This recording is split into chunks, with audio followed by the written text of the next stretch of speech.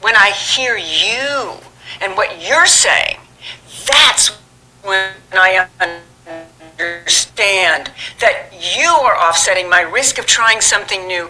You are offering me something that I really want because I see the problem and I see that you've got the solution and I can trust you. I can believe in you. So what wants to happen next? And who do I need to become? Who do I need to become to make that possible? So, Trinidad and Tobago is in this moment in which we need to focus a bit on the ecosystem. How is it that we're moving through this structure of building into the future? And these are the 5 steps that we use in order to build a startup ecosystem and to bring money of investment to grow the startups that are your startups. So there you have it. This is the ecosystem. Infrastructure, which is like the place that you're in now. Information and services, which is like the services you're getting in this moment, and information like you're getting. The maker spaces allow you to have a place where you can build what you imagine, and then you launch your startup so that the investors can come and they can give money to you to make your idea grow. But what is required? It's not about anything that you're missing. There's nothing missing in Trinidad and Tobago. It's a paradise. There's nothing missing. So what needs to happen? We need to scale our mindset. We need to scale the way we think. We need to scale our connectivity. And how to do that? I'll offer you a framework. Let's see what you think. Number 1, choose your attitude. Number 2, explore as if for the very first time, to see with fresh eyes. Define the spaces in which you're operating. Discard any perception of what's possible and note the rhythms of the day and the rhythms of your business and the people around you. Use all 6 senses, and that includes your intuition that comes from your heart, that you know things even if you don't know why you know them. Go with your intuition. You already know. And be playful. Have fun with what you're building. Reflect in silence to access that well of knowledge that's inside of you. And take note of what it is that needs to happen next and who we need to become. And choose gratitude. And be resilient, so that we can move in all of the chaos and all the emerging opportunities that want to happen next through us.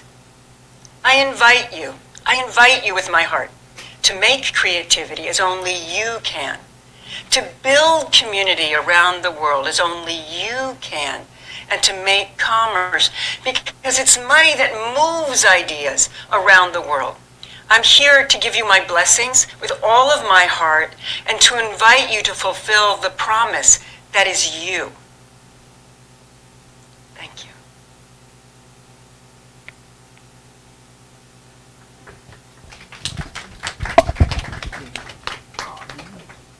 Any questions? Any questions, anyone? I see a hand. Questions? Your turn to talk. Ladies and gentlemen. I did see somebody raising their hand, I think. And with the glasses on. Sham, I see you with the microphone. Oh yeah, I'm just moderating. Right? Well, okay, how about this? Hmm? Tell me one thing that you saw that you thought, I kind of like that. Actually, the last slide. I kind of like that Yeah. thing she said. Yeah, One thing that Yeah. you discovered. I get in some resonation with the last slide. Yeah, that the last slide you had, where you had the oh. Yeah, so she can put up the last slide.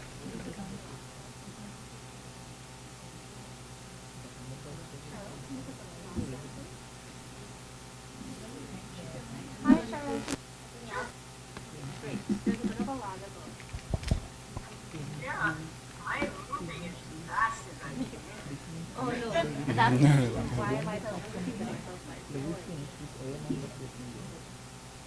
Yeah, we like this slide a lot, Cheryl. Really, says make creativity, make community, and make commerce. Yeah. Cheryl, can you hear me now? Yeah, I like this one. Yeah, the skill and the mindset. I think what hit home. Oh, The microphone doesn't work, my friend. My Right. phone doesn't work. so what? I can hear Varsha, but not you. Okay. What works for us is this slide, because when you say that, what we have everything, and it's really just for us to scale our mindset, right? So now you give us something to work with.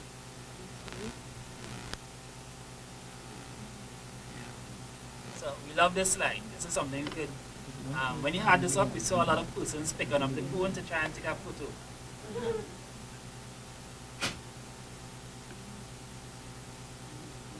That's lovely. I'm glad that you're taking photo of this slide. This is one of my favorite concepts. You know, we each choose. We have the power to choose. And that is the most powerful thing that we have, that we can actually choose our attitude. If only begin with choosing our attitude, that makes all the difference in the world. That leads to all of the possibilities opening up. The rest are details.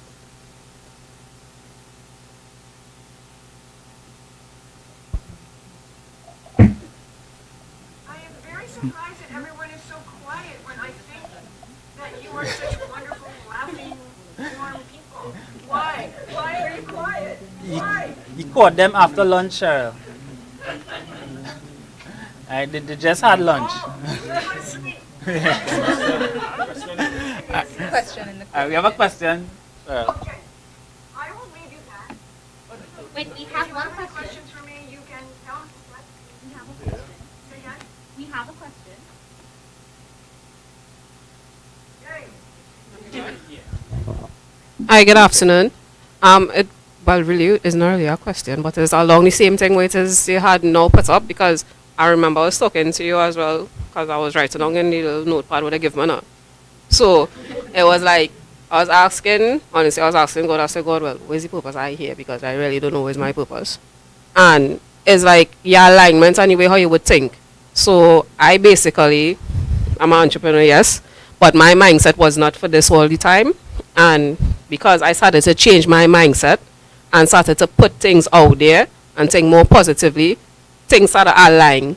Places where I never thought I would have been, I actually am in a forum like this with a lot of lecturers and teachers, and Can't hear you at all.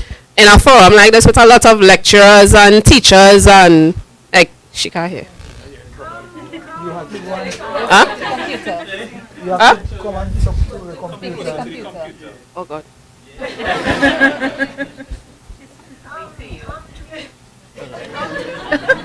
You hear me now? Come. You hear me?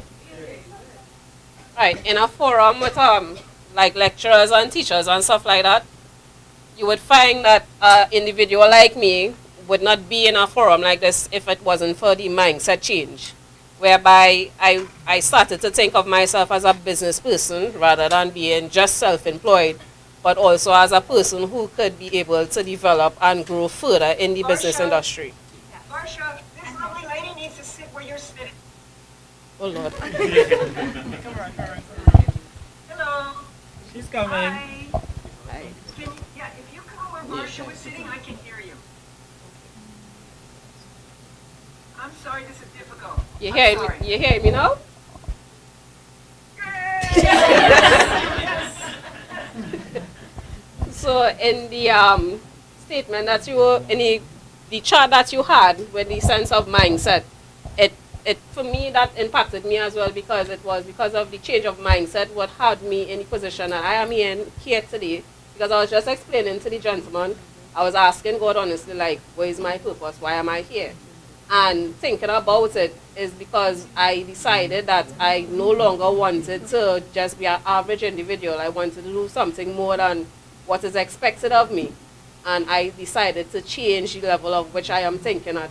And the platforms and the forums that I am currently entering is beyond what I ever expected.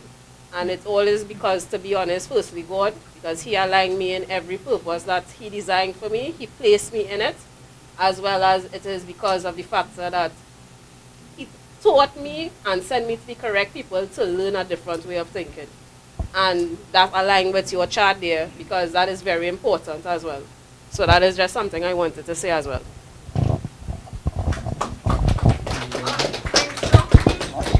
So that change in your mindset, I just want to warn you.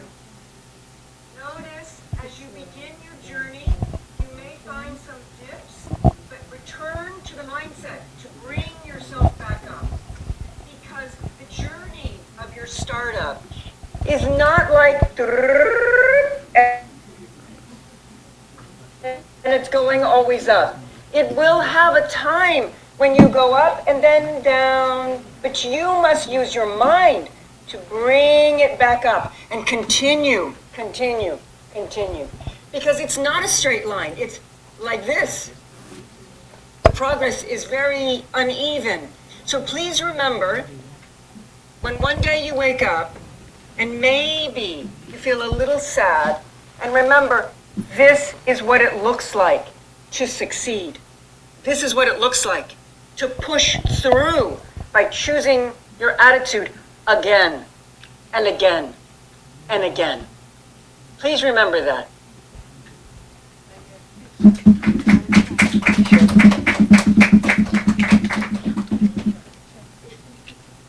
Congratulations. Congratulations to you. I applaud you so much. Congratulations for choosing. Jim, I think people are done with me. I don't think anybody has any questions. No? Unless you have anything to say, tell me. I think you are done with me here in San Francisco, California. Sure, I think Okay, lady, thank you very much. there's a question coming. There's a question.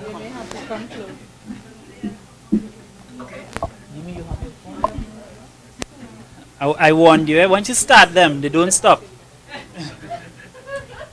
When focusing on people, planet, I hope so. people, planet, and profit, how do you approach it? Is that you look at it like you're just trying to make a profit, or do you look at it in like 3 different stages or 3 different compartments? Like, do you build each one by itself, or you look at it as a normal for-profit business and just you're doing good things? Okay, I'm going to go back to a slide, and I will talk you through this. This is a great question. So hang on just a minute. Am I in the right place? I think I am. Oh, here it is. Here it is. Do. No. I think we're in the right spot. Yes, version 6. That would be us. Okay, so here we go. Let me show you this slide. Oops. Hello? Wrong slide. Okay, here we go. Just a moment. Choosing the slide. Pardon me while I make the computer work. Okay. So look. The number one thing to do is to begin with your choice. You choose. And you choose your idea. So in this moment when you're choosing your idea, you come to the very next stage in which you have to build something. You have to build a product or a service. And when you build the product or service, usually you can't do it by yourself. And that's when the people component begins to grow. So the first people component is you. You, and you choose, just like the lady was just saying, just ahead of you. The second people component is here in building the product or service. Because when you build, you're not alone. You either bring in partners or affiliates or gigsters or staff, but we don't do anything alone.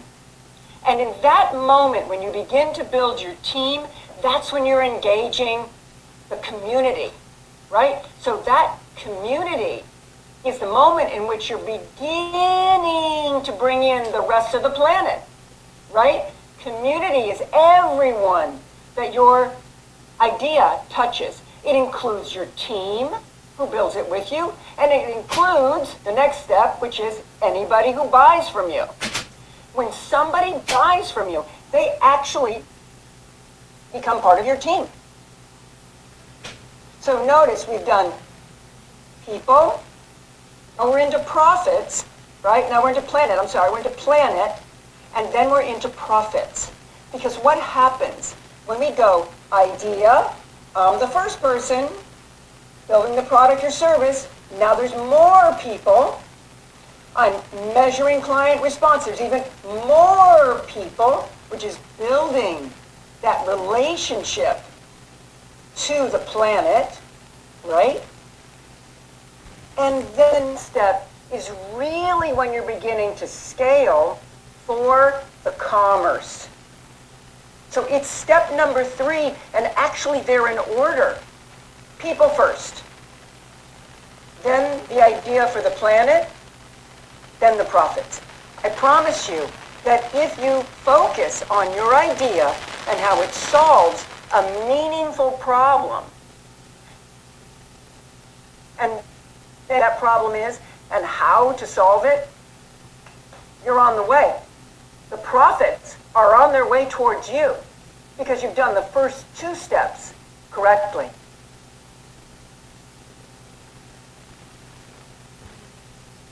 Did that answer your question? I'm sure. Okay.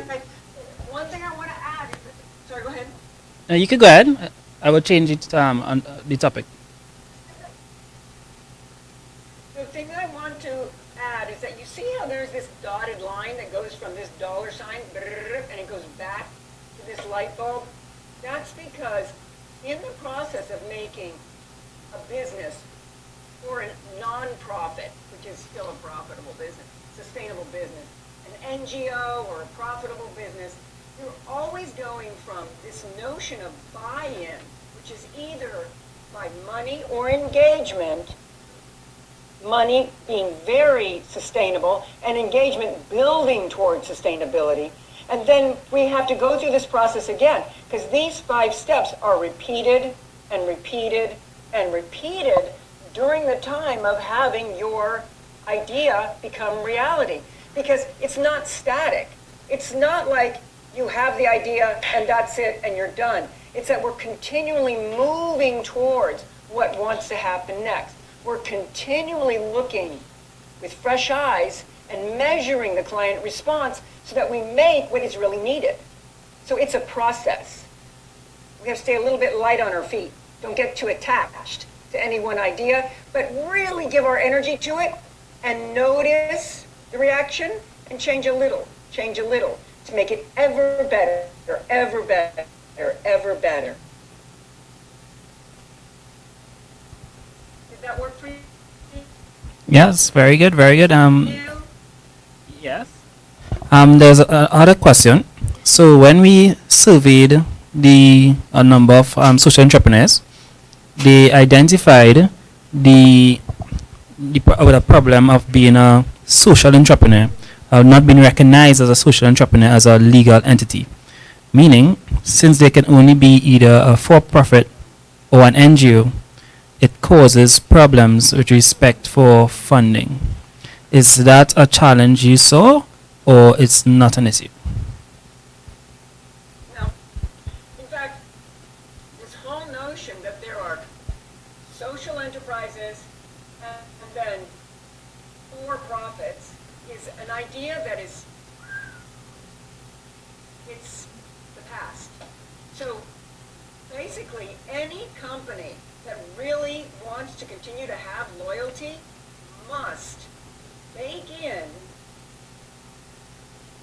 to what it is that they provide in their product or service, bake into their culture the good that they're doing for our planet, the good that they're doing for our people. If they're not like separate ideas, I understand that it can be helpful to focus on, okay, we're making a social business and here are the United Nations Sustainable Development Goals that help us focus. But at the end of the day, it's not separate. It can be a legal separate thing because you have a different tax structure, and your lawyer might say, oh, you have to set it up like this, or you have to set it up like that. But at the end of the day, the notions and how you make it sustainable, no different. Do you know, I'm going to tell you something. When this thing was created, I want to show you something that really is the heart of it all. Remember when I was showing you this slide? This one. Okay, let's see if we can find it here. Boop, boopy doo. It's over here. Hang on a second. Oh, yeah, here we go. Okay. Oh, hello. Wait a minute. Back it up, back it up, back it up. Hang on a second. I'll show you this slide. Remember this slide here? This one. Okay, here we go. Up. Remember this one? So this is a picture of what was created in 2015 at the United Nations. Well, when I was there in 2015 at the United Nations, do you know who was on stage when I walked in the room? Mark Benioff. He's the CEO of Salesforce. Well, does anybody in the room know what Salesforce does? Salesforce? Salesforce is one of the biggest companies in the world for customer relationship management. They provide CRM. And Mark Benioff, who lives here in San Francisco, may be one of the most powerful men in the world because his business is Salesforce, which connects people's ideas to doing good to profits, because the whole cycle of making profits and making sales is actually very complicated when you have lots and lots and lots of customers. And he was the one on stage. He was the one who was saying, we cannot allow technology and sustainability to be separate. We must join them because that's the reality. That's actually, we only have one planet, so we must join together.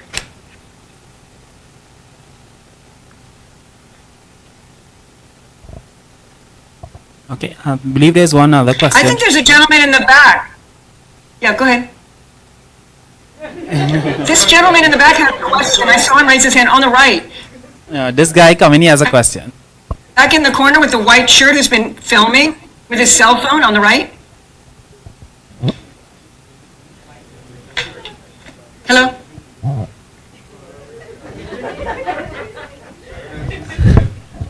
Hi, good afternoon. Thanks for being here with us.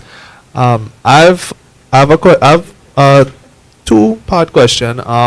Firstly, you've done a lot of work with some very large companies, and I'm interested to know from your experience in what ways have these large companies,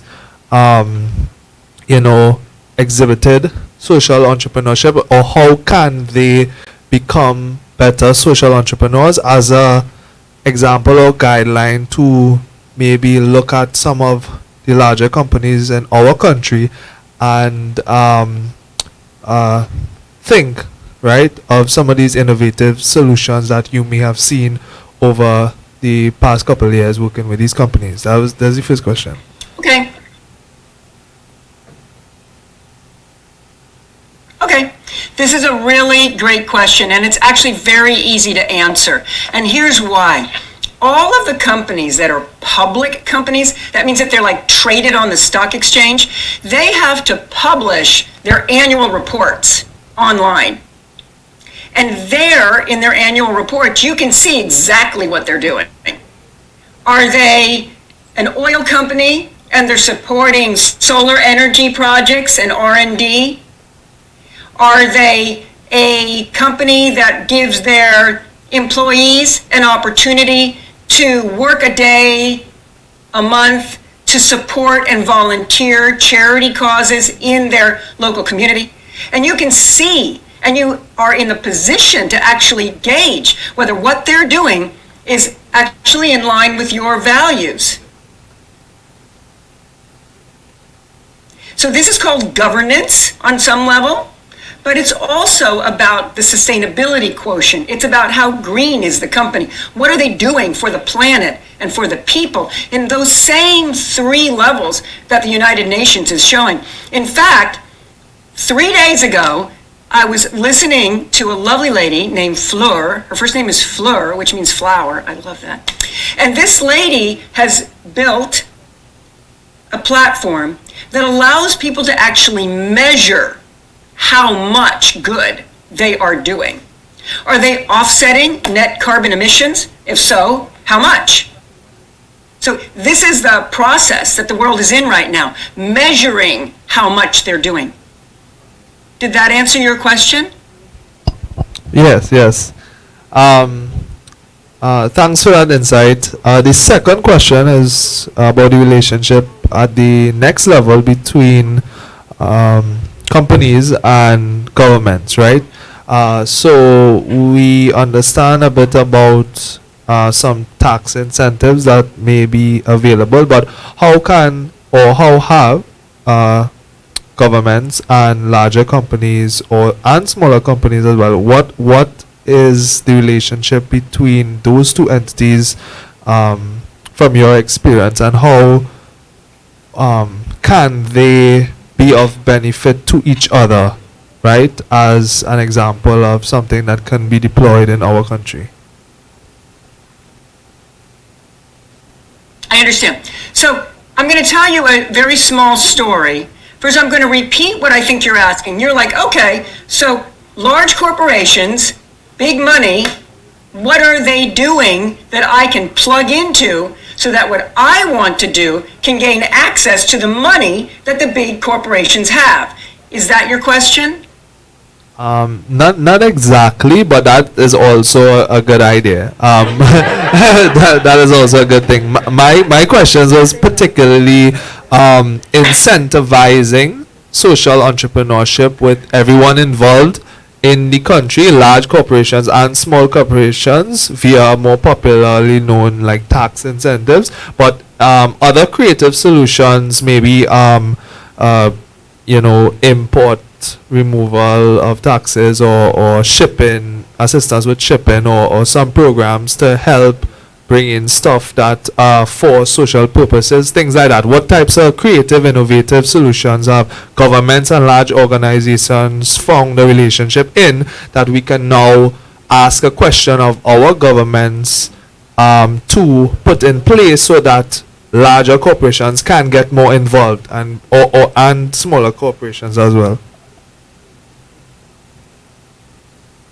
Right. So this, as you can imagine, because this is a very complex question, but I'm going to do my best to give you like some framework for how to think about it. Okay? Just a framework. So in the building of a startup ecosystem, there are 6 main components. And of course, I'm just answering a question now, so I'm not going to go through all of that. Although maybe another time, maybe Shem and Varsha can invite me back and I can talk through how startup ecosystems are grown and thrive, because that's another conversation. But for now, what I will tell you is that the relationship between government, who of course you put the government, you're putting the government in Trinidad and Tobago. So it's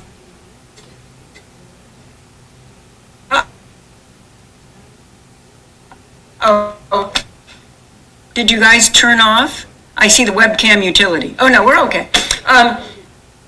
The way you choose the government and the way the government does many the potential ease of a startup. Or to do, oops, when I see webcam utility, does that mean that you can't hear me anymore? No, we can hear. You're surely good. Oh, okay. Okay, fine. For example, do you have payment gateways?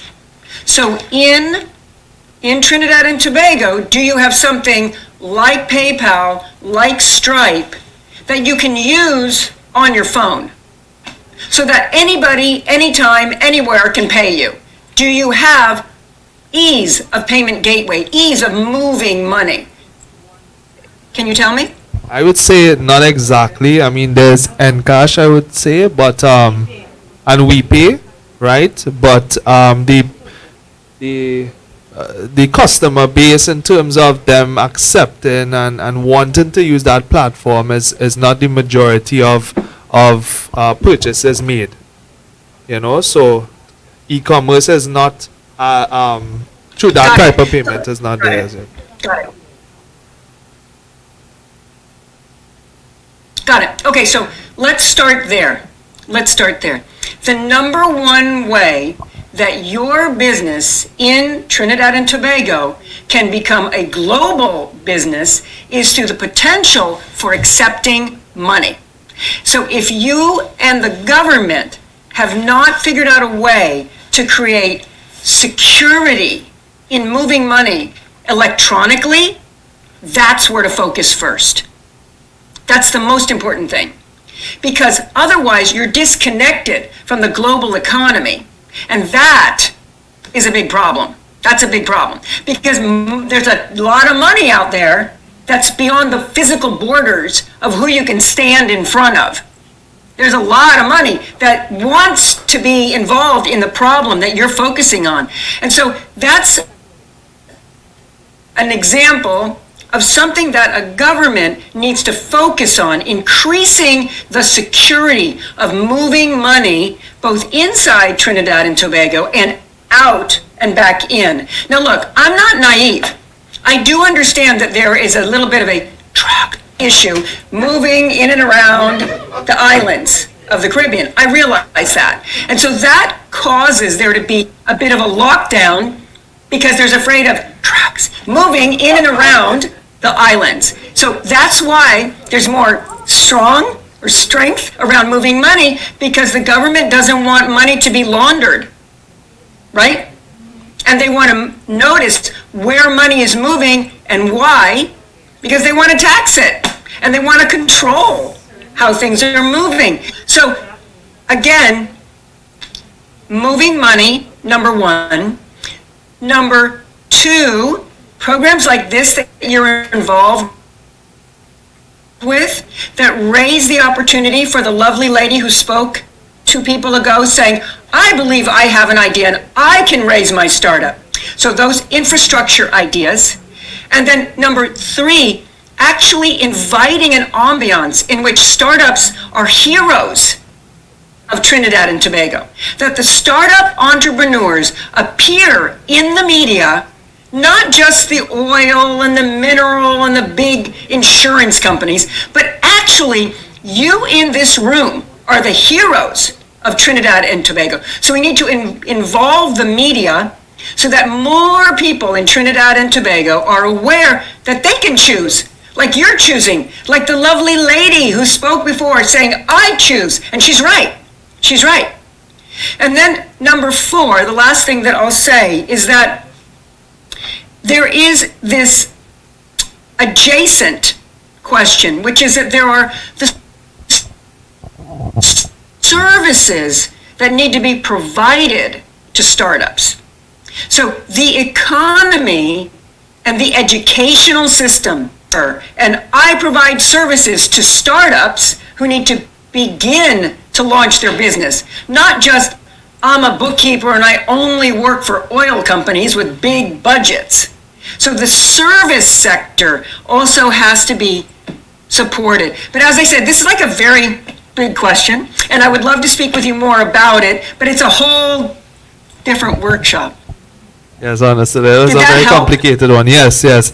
It's just more insight into the outside world and how companies operate and manage themselves, right, in the US, and adapting it as quickly as possible to the Caribbean context, right? I have one smaller question, right? I'm always interested in innovation, right? And I constantly follow these founder stories, right?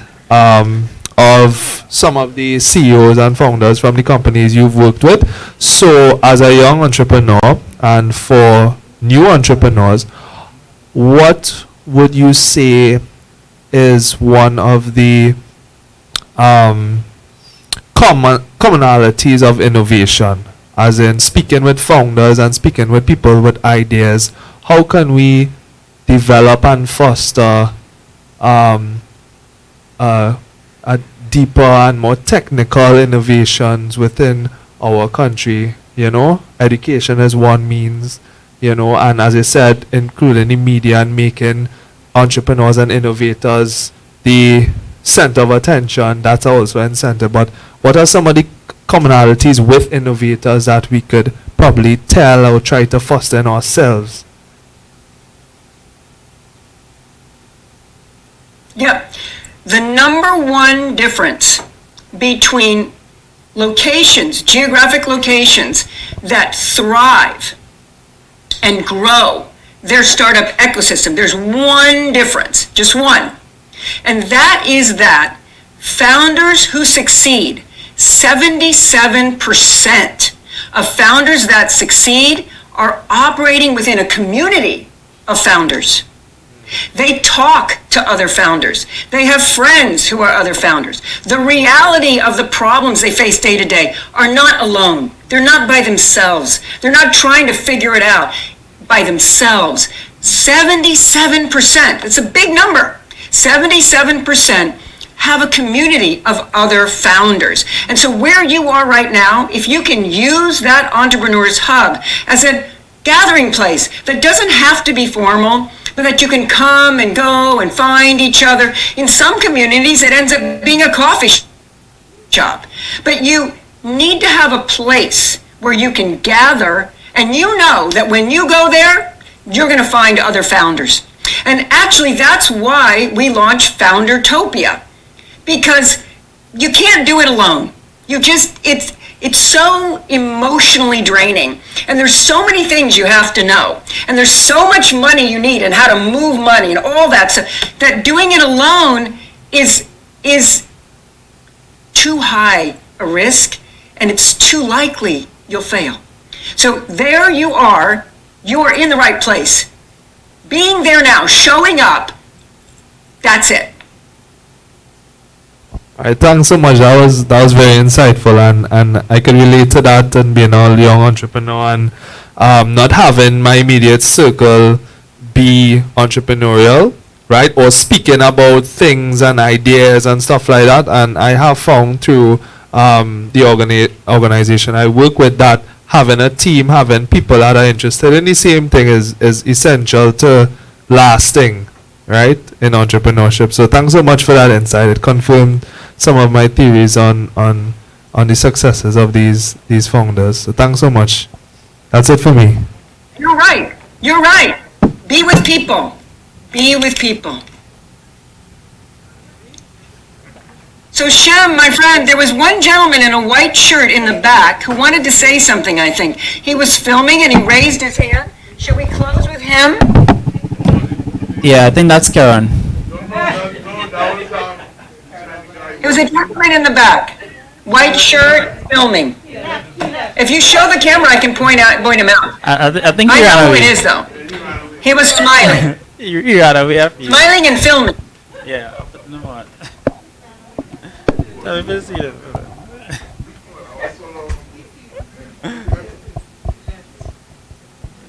Sure.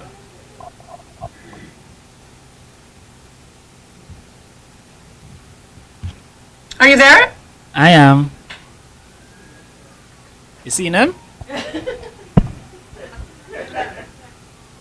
That man right there, in the back in the corner, there you are. You're looking. The camera looking like a white. No?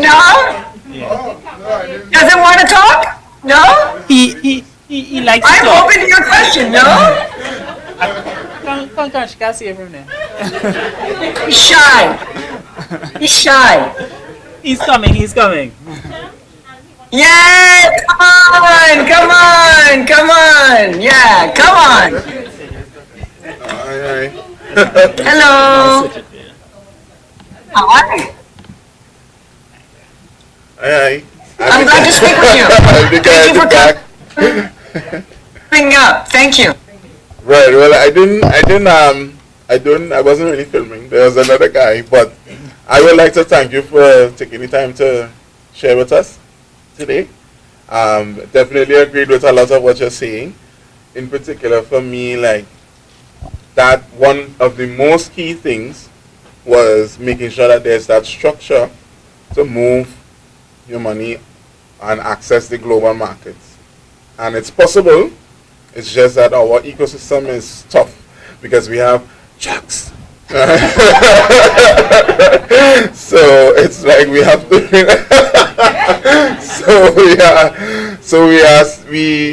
We hope that our hub can really make those changes and build the environment and inform and educate to really have a better ecosystem like what you are describing. And it's not impossible, especially with the way the world is today. So thanks for your time. I see. In there? Okay, good. Thank you again. And we wish all of the entrepreneurs here the best. Thank you for coming up. Thank you. All right. Bye-bye. Good. Good speaker. Very good speaker. This is a spokesperson. He should be interviewed by the press. He should be interviewed. Agricultural journalist. Good man. He's a journalist, right? He's the spokesperson in the hub. You have one more question. One more question. What are you going to do? One more question. Okay.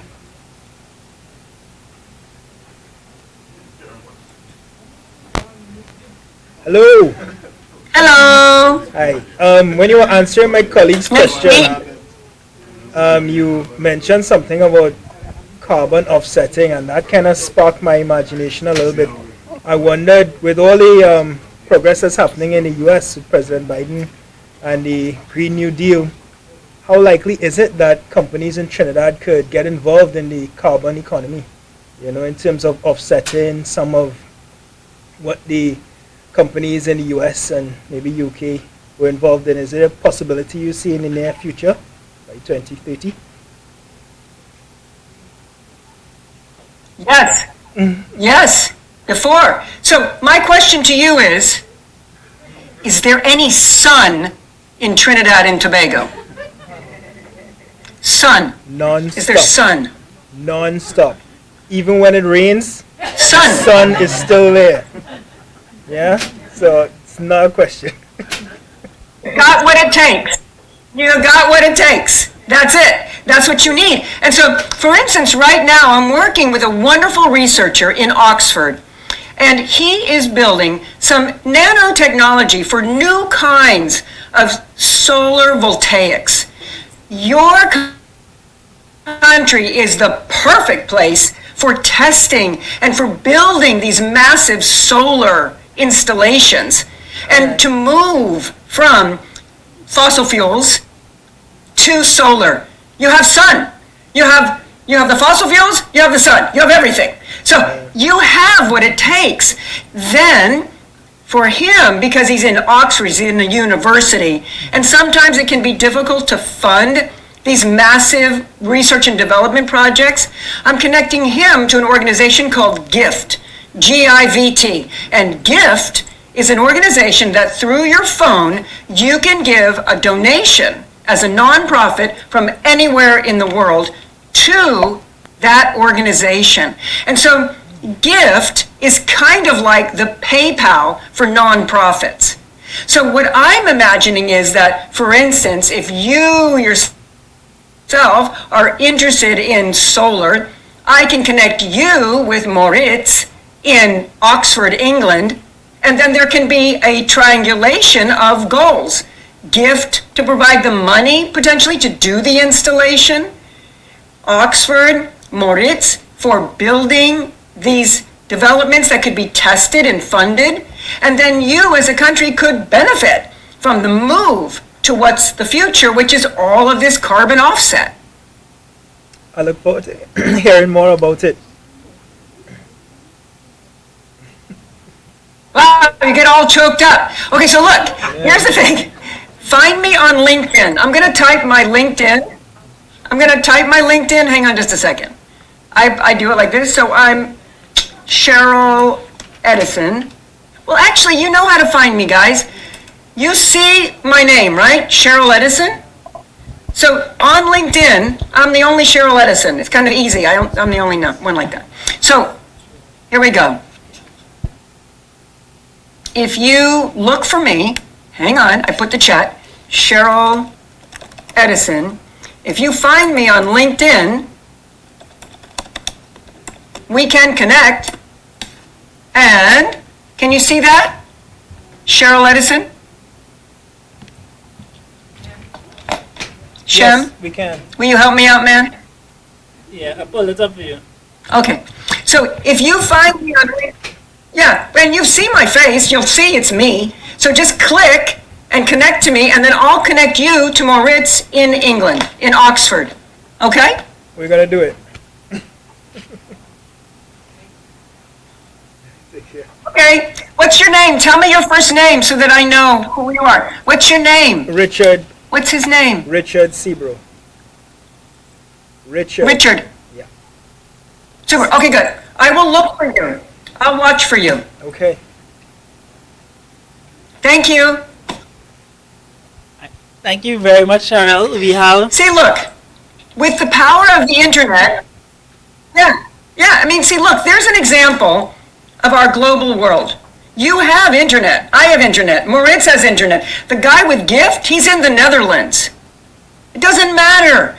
It's one planet. One planet.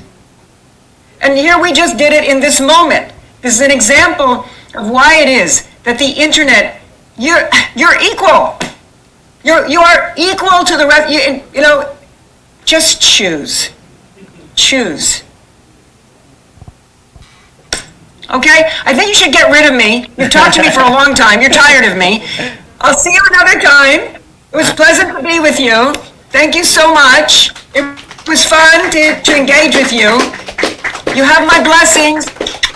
Bye. bye. Bye. Bye. Bye. Be well. Be well. You too. All right. I have two videos to show you guys, and then we'll break after that. Very sure. There's a video from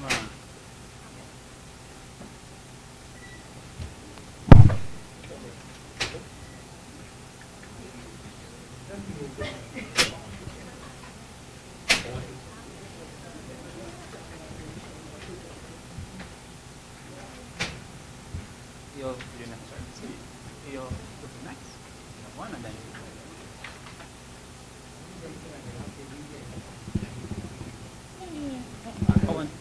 you could just sound and talk and say what.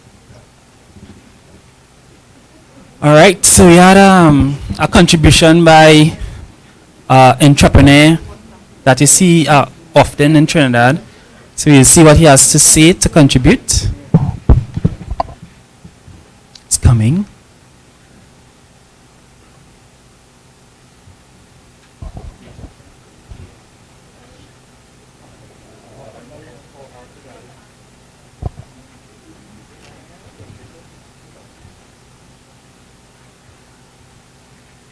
All right. Mr. Gary Aboud wanted to make a contribution to. Here you go.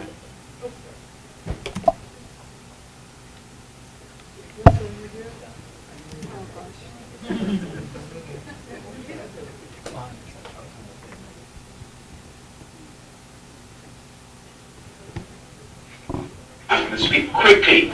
My name is Gary Aboud. I'm the founder and co-founder of Modulite Trading Company. We're asked to speak on the overcoming the difficult environment in Trinidad and Tobago and what me and my family did to succeed. Well, my father started as a street vendor assisting his father and worked his way up. I think the most important thing that he did was that he saved, he invested, and he had goodwill of his customers and his suppliers.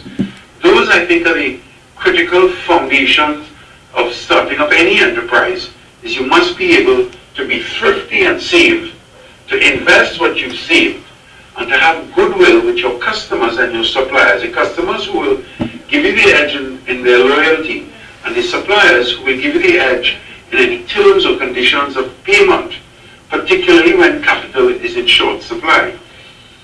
My presentation today is more geared towards what we can do to assist young businesses that are coming up behind us.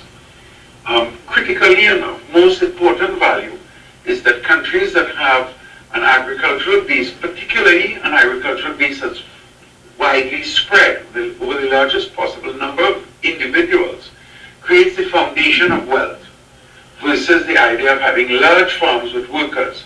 So the first thing that I think we should do is encourage our government to give leases of less than 5 acres and more than 2 acres to the widest possible number of people. But if these people produce raw materials, the peppers, let's say, but they only can get to market and get the value of the pepper, then it's a catch-22. It's very difficult for them to get ahead. So our program, our presentation today, and our program in Motorlife is how do we assist producers of or persons who transform locally made products into finished products. How do we assist them? And we came up with a simple idea that our company can afford to cover the cost, a partial amount of the cost up to a certain value, so that if a producer, let's say a pepper grower wants to produce pepper sauce, and he wanted to invest in, let's just say, 50,000 worth of equipment, we would invest 20,000 to match with his 30,000, and he would acquire 50,000 in equipment. Now, this can be done only if there's goodwill from the corporate sector. But the corporate sector should have an incentive. We don't. We should. The government should give us a tax credit for every investment we make in small businesses betterment. And it should be done in a structured way. So we are suggesting the following: that the government have a certification process for young businesses to verify and to get an accreditation that, look, I am a young business, I grow peppers, and I am now going to make pepper sauce. So I am entitled and eligible for the following. And the first thing should be a tax concession for the business that helps them. Because when I invest $20,000 in a small business, I have to pay 33% or 30% tax on that 20,000. So that 20,000 actually costs me 27,000. I think that's not fair. The government has a part to play, and they should be incentivizing the investment in small business. Secondly, persons who produce raw materials, let's say, for example, Vemco, should be given a tax credit for concessions or price concessions that they give on raw materials to these certified startup businesses. So let's say a certified startup business has to buy a particular type of raw material from a large, well-established business. That business should be encouraged. There should be some incentive to give a price concession to the smaller business. And that concession of price should only be short-term. Can't be forever. It's not fair to the other businesses. And it should be for a specific value. But there should be a tax credit for the business that's giving the price concession. Thirdly, through our banks, just as was done in the coup, where the government subsidized loans to the established business sector who were wiped out in the coup, we need to have a similar type of loan concession where tax interest payments on those loans up to a certain value for a certain time for those approved businesses should be granted. So a business that is a newly startup could walk into Scotiabank and say, I am a certified young startup business. I have no criminal record. I have my business organized. I have fulfilled the criteria of the government, and here's my certification. And the bank would automatically say, here is your $50,000, interest-free. You have 1 year to pay it back, etc., etc., etc., according to the terms of conditions how it's worked. But It involves all of us. All of our banks are earning, God bless them, $1 billion a year. It's not going to hurt them to give back $5 million or $10 million in interest charges. It's not going to hurt them. And it will make the world of difference to the small business. Fourthly, I'm suggesting that large businesses, chambers of commerce, in particular business associations, should be approached and should be encouraged to have goodwill towards our small businesses. At Motor Life, we host young entrepreneurs free of charge at our doorways. We've done it from inception when we started 25 years ago. We're on Frederick Street because we have a recessed pavement. When all the vendors were being arrested because vending was illegal, we took ownership of their goods so they could be hosted on our recessed pavement. And today, some of them have children who have completed university degrees. So without the help from the business sector, it's very difficult for the small businesses to get ahead. Business today is not what it was 80 years ago when my dad started. Today it's a very congested and competitive marketplace, and there is only blessings to be had if we can encourage the business sector, the owners of shopping malls, of large stores, to host and allow young entrepreneurs to vend their products and obtain a retail price by being facilitated or housed at the doorways of our established businesses, in the mall, in the car parks of our larger operations or in our malls. It's not going to hurt anyone that a certain number of vendors in a $5,000 tent that the business could own should be allowed to vend and to sell their products and obtain critical mass of a higher price, of a retail value. I can't see a better incentive than the blessing and goodwill of helping someone. And many of us go to religious institutions and pray our hearts out. But here on earth, on the ground, we have an opportunity to help our fellow man. And this is prayer in action. So I think that we should encourage our business sector to do all that is possible and within their authority to help the small businesses. And near the end, the other thing is, if the producer perhaps is not able or does not have capacity to vend their own product, or because of the nature of the product, they're only producing one product in vast volumes, then perhaps I'm saying that the business sector should be encouraged to assist and carry the product for the producer. Now, in our business, 33% cuts us a near margin between our operating costs and profitability, but we are carrying products for many local producers at 30 and 33 and 25 and 20%. And we don't do it because there's a profit incentive. The motive of doing it is to help the small business to get on their feet. So I'd like to encourage those of us who have been fortunate and blessed to have come through the mill and to today be in a position where we can afford to help somebody else, to help them by carrying their product, promoting it, giving it a good front shelf, putting it by a cash counter that people can pick it up as a last minute item. It goes a long way each time you have a small business because it builds the foundation of the economy. So corporate concessions to carry the product. Additionally, I think the government, the chambers of commerce and the business associations, in conjunction with the government and small business association, should have a special label that all citizens should know that this is a young startup. Finally, I think that we should have some sort of specialized presentation and packaging training for young businesses who, many of whom are doing without any formal training. There should be some type of online training that a business association in conjunction with a few business leaders could get together and create this training to teach people. Today I was told to put on this jacket for this presentation. It goes a long way in the presentation of your product. Now, if I had spoken to you like this, there's a big difference. So a simple thing about training a young entrepreneur to properly attire and appropriately present, proper language, body language, facial contact, the colors and imaging on the packaging, the artwork and labeling, the details of context and how it was produced. There are many small things that go a long way to making a success of a business. My time has expired. I hope I've been of some value to you. Thank you all.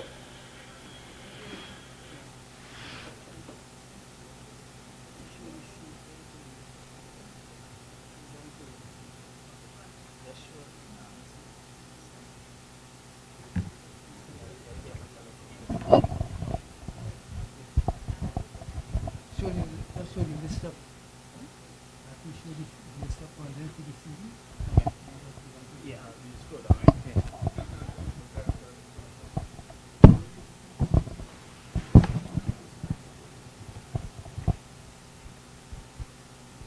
I am now going to make a presentation of my property that I am proposing to sell. This is the waterfall in the general area, a place named Lalaha in Arima. Oh, sorry. Yeah, this is a agricultural product on food sustainability. And this is the list of contents. As you will see that we have a cover letter. I have that if you want to see it. Certified copy of the deed, cadastral sheet, CVs of Nigel Grimes and also Beaumont Christian. Their CVs, they are the ones, they have a broad range of experience in agriculture. They are the ones who will be designing and also managing a 5-year period, the project. We all keep going. We already have, we had approval from EMA, WASA, and also ADB. I got a loan for 1.5 to do the project, but I had declined it because of untimely disbursement. Okay, so what I am proposing, I want to sell the property.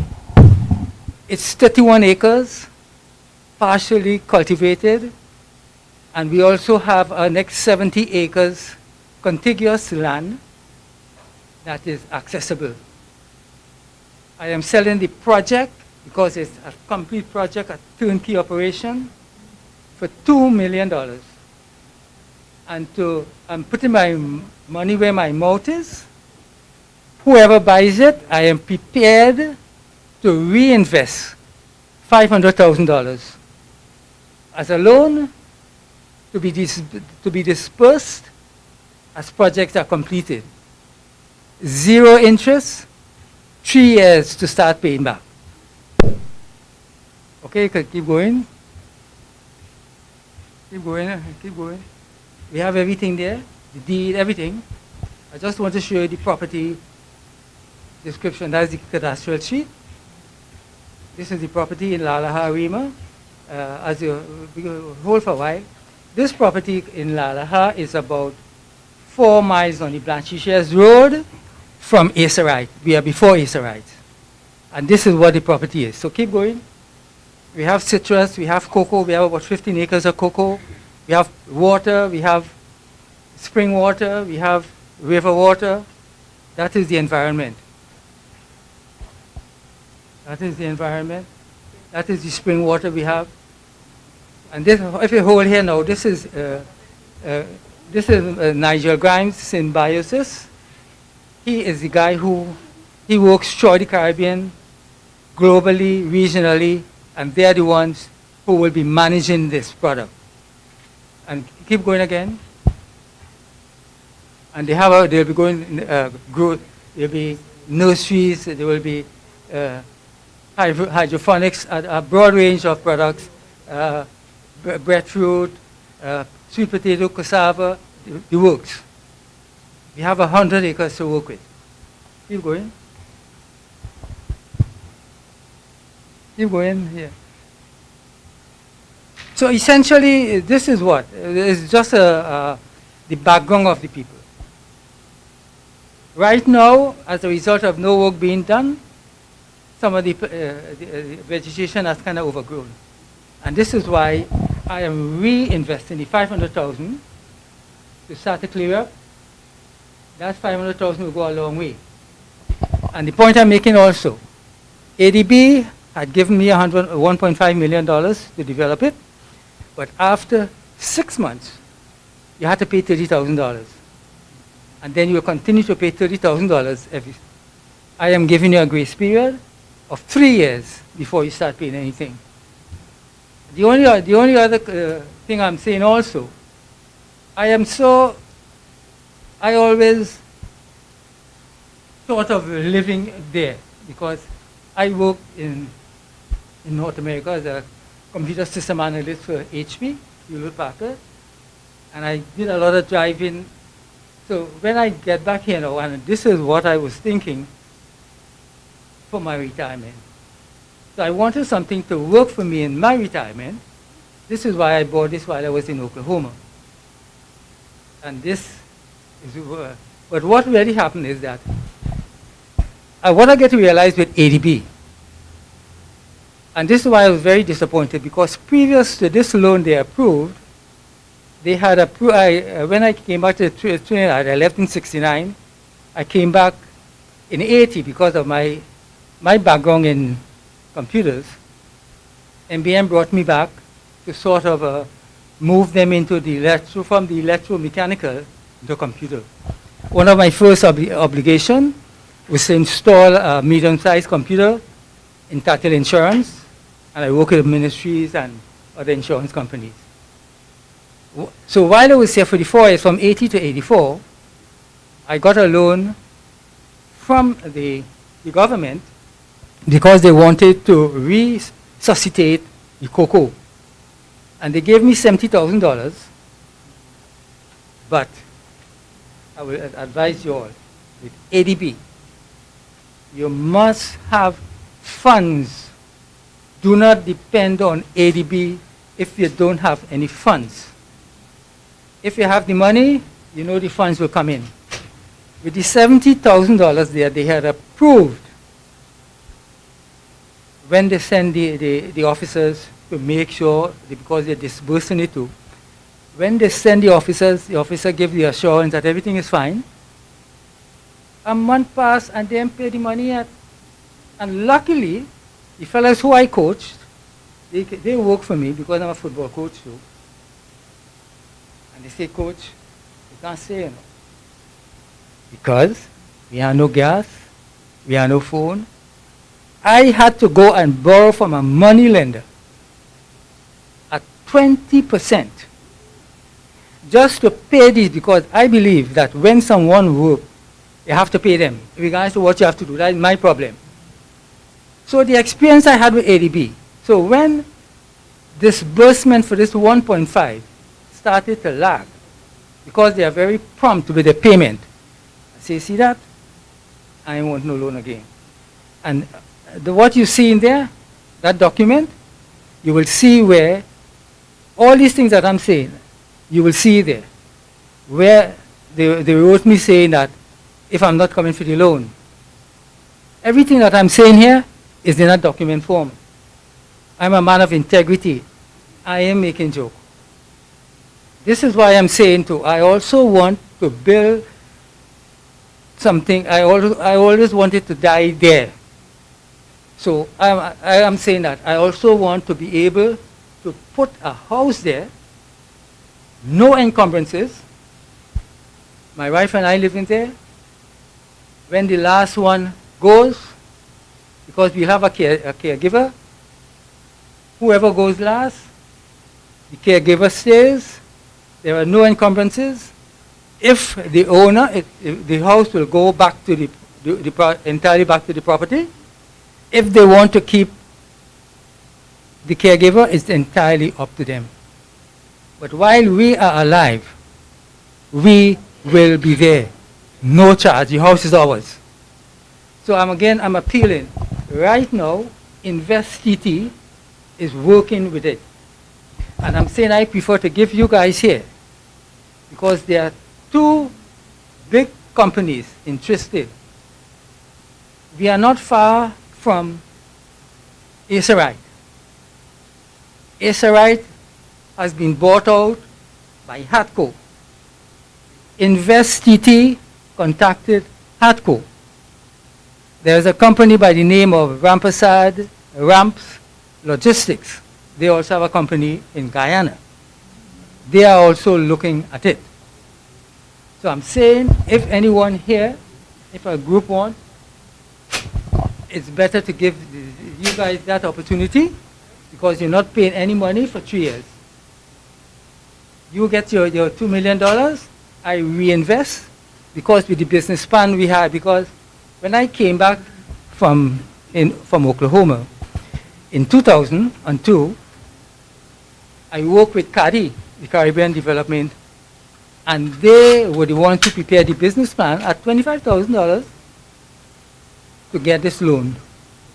So CADI preparation of that ADB loan, so I'm saying everything is above board.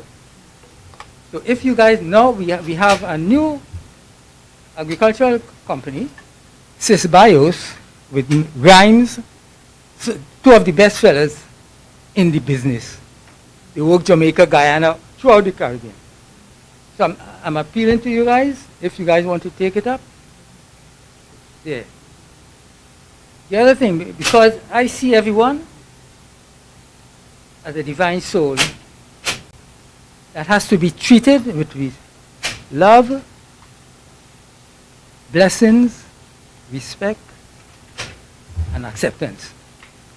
And this is why I'm saying, I'm appealing to you all that the people who will be working the land, free boarding, free meals, and profit sharing. And I guarantee you that is key to success. Because with me, in every situation, everyone should benefit. Owner, worker, customers. And that is how I have been operating. So I'm saying if you guys want to take me up on it, we could work on it. $2 million, 500 reinvested as the first thing, because I have a lot of the workers I know, because they always call me, coach, when we starting, how the place going. So at a minute's notice, I could marshal these fellas to do it. You guys don't have to put out no money right now. Whether to clean up the place again, whether to seed, because with the first business plan, CADI wanted, because they will design and market. Same thing with Symbios. And they were saying the initial amount is about $300,000 to get seed, irrigation, and all these things, because we have to get power, hydro, and also generator. But we have potential. We have for solar, and we also have water, a river and spring. It's a beautiful place. You see? So I'm saying, I don't want to repeat myself. The offer is there. As I told them, Invest TT, who comes first will get it. If you all want to put down a binder deposit fee of $50,000, this $50,000 is going towards the purchase price. We could work together to develop something. This is an opportunity I'm giving to you guys. Thank you. All right, guys, we have come to the end. All right, the end. So much good information. Very excellent to have you all here. One of the biggest takeaways, I would say, we need to meet more regularly. Right? You have to keep the connection, otherwise we dwindle away. Right? And all of this good rapport. And also sometimes just listening to one entrepreneur and seeing where they are, and then having persons volunteer. Oh, I've been seeing that challenge before. I could have, and I've solved it by doing this. Right? think will be very beneficial to all of us. So I do hope to see you guys soon. All right. I do believe you all are all part of the eHub, right? You all sign up on the website, right? What? You sign up yet? No. You can't leave, right? Alright. So just go ehubtt.org, right? ehubtt.org and sign up. You see the sign up sign there? We'll get your information and we'll send you stuff from like the survey, right? And when we have in the next meeting, we'll shout out and say, hey, here we are. One of the things we also try to do, there are other initiatives, other groups like YBTT. Well, we met YLI already, but YBTT, but YLI does have opportunities. AmCham, Chamber of Commerce, and they all after the same thing, which is to try and help young entrepreneurs. And you guys are the young entrepreneurs, right? Well, except the folks at 15 years old and stuff, but but we are that entrepreneurship base, right? And they want to help us. It's just we have to organize ourselves to get help. Yes, Houston is right here. You are alone because I take dibs, right? Just say it. So, it's okay.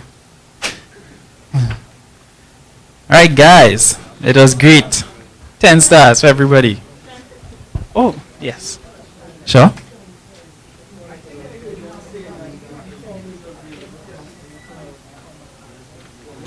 Yeah, so okay. So it's through the hub we access the space. Right? So this is Embassy. MC wants to create a maker space. They want to support entrepreneurs. So they'll host events like this, have the space available for persons to use. Yeah. Yeah.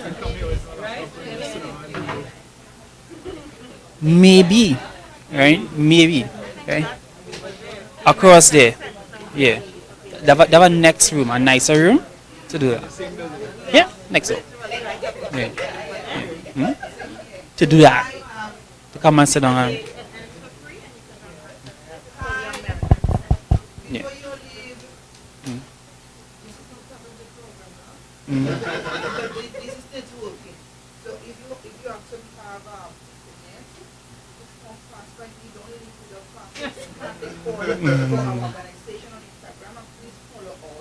Yes. Yes, please follow each other. Take pictures by the signs. Right?